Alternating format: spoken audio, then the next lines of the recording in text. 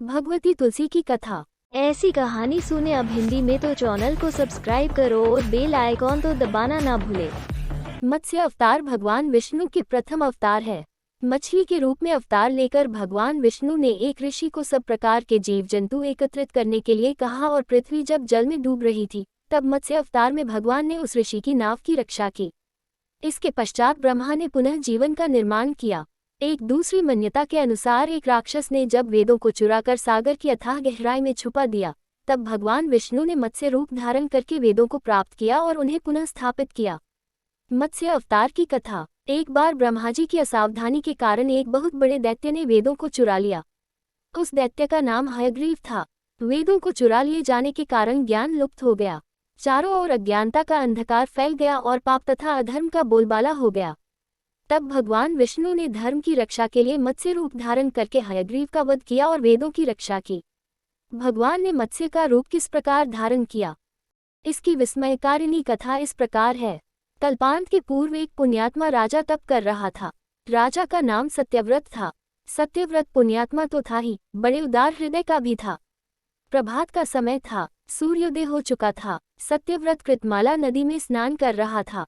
उसने स्नान करने के पश्चात जब तर्पण के लिए अंजलि में जल लिया तो अंजलि में जल के साथ एक मछली भी आ गई। सत्यव्रत ने मछली को नदी के जल में छोड़ दिया। मछली बोली, राजन, जल के बड़े बड़े जीव छोटे छोटे जीवों को मारकर खा जाते हैं। अवश्य कोई बड़ा जीव मुझे भी मारकर खा जाएगा। कृपा करके मेरे प्राणों की रक्षा कीजिए। सत्यव्रत के हृदय में दया उत्पन्न हो उठी।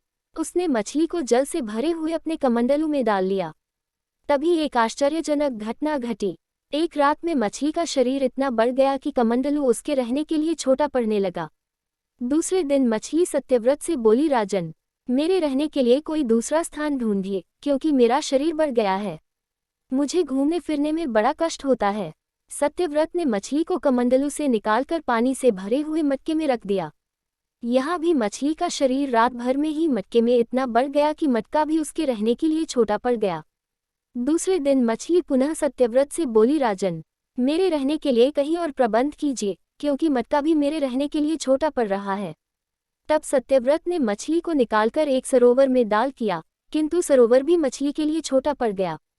इसके बाद सत्यव्रत ने मछली को नदी में और फिर उसके बाद समुद्र में डाल दिया। आश्चर्य, समुद्र में भी मछली का शरीर इतना अधिक बढ़ गया कि मछली के रहने के लिए वह छोटा पड़ गया। अतः मछली पुनः सत्यव्रत से बोली, राजन, यह समुद्र भी मेरे रहने के लिए उपयुक्त नहीं है। मेरे रहने की व्यवस्था कहीं और कीजिए। अब सत्यव्रत विस्मित हो उठा। उसने आज तक ऐसी मछली कभी नहीं देखी थी। वह विस्मय भरे स्वर में बोला, मेरी बुद्धि को विस्मय के सागर में डुबो देने वाले आप कौन हैं? मत्स्य रूपधारी श्रीहरि ने उत्तर दिया, राजन, हयग्रीव नामक दैत्य ने वेदों को चुरा लिया है। जगत में चारों ओर अज्ञान और अधर्म का अंधकार फैला हुआ है। मैंने हयग्रीव को मारने के लिए ही मत्स्य का रूप धारण किया है। आज से 7वें दिन पृथ्वी प्रलय के चक्र में फिर जाएगी। समुद्र उमड़ उठेगा, भयानक वृष्टि होगी, सारी पृथ्वी पानी में डूब जाएगी। जल के अतिरिक्त कहीं कुछ भी दृष्टिगोचर नहीं होगा। आपके पास एक नाव पहुंचेगी। आप सभी अनाजों और औषधियों के बीजों को लेकर सप्त ऋषियों के साथ नाव पर बैठ जाएगा। मैं उसी समय आपको पुनः दिखाई पड़ूंगा और आपको आत्मतत्व का ज्ञान प्रदान करूंगा। सत्यव्रत उसी दिन से हरि का स्मरण करते हुए प्रलय की प्रतीक्षा करने लगे। 7वें दिन प्रलय का दृश्य उपस्थित हो उठा। समुद्र भी उमड़कर अपनी सीमाओं से बाहर बहने लगा। भयानक वृष्टि होने लगी। थोड़ी ही देर में सारी पृथ्वी पर जल ही जल हो गया। संपूर्ण पृथ्वी जल में समा गई। उसी समय एक नाव दिखाई पड़ी। सत्यव्रत सप्त ऋषियों के साथ उस नाव पर बैठ गए। उन्होंने नाव के ऊपर संपूर्ण अनाजों और औषधियों के बीज भी भर लिए। नाव प्रलय के सागर में तैरने लगी। प्रलय के उस सागर में उस नाव के अतिरिक्त कहीं भी कुछ भी नहीं दिखाई दे रहा था। सहसा मत्स्य रूपी भगवान प्रलय के सागर में दिखाई पड़े।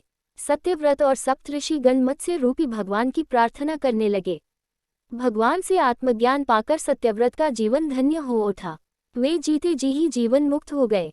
प्रलय का प्रकोप शांत होने पर मत्स्य रूपी भगवान ने हयग्रीव को मारकर उससे वेद छीन लिए। भगवान ने ब्रह्मा जी को पुनः वेद दे दिए। इस प्रकार भगवान ने मत्स्य रूप धारण करके वेदों का उद्धार तो किया ही, साथ ही संसार के प्राणियों का भी अमित कल्याण किया। इस तरह ये भाग समाप्त होता है।